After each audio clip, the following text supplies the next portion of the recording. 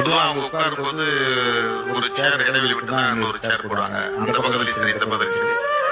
எனக்கு தெரிஞ்சு முதல் முறையா வந்து நெருக்கமா நாற்காலி போட்டு உட்கார வச்ச நிகழ்ச்சி இந்த நிகழ்ச்சி தான் நினைக்கிறேன். அதே மாதிரி ரொம்பவும் நெருக்கமா வந்து நான் பேசாம இருந்தா கூட அவங்க பேச்சு கொடுத்து என்னோட வந்து ஒரு இணக்கமா இருந்தாங்க. அதாவது ஒரு சகோதரத்துவமா பேசினாங்க. அந்த நிகழ்ச்சியில எழுந்திருச்சு நின்று எல்லாரும் கையை பிடிச்சி கை கோர்த்து நிற்கணும்னு ஊடகவியலாளர்கள் கேட்டப்போ இவங்க எழுச்சி நின்று கையை கோக்கிறதுக்கு கையை கொடுக்குறாங்க. நான் தயங்கினேன், இல்லை அப்படிங்கிற மாதிரி தயங்கினேன். வலுவாய கையை பிடிச்சி தூக்குனாங்க.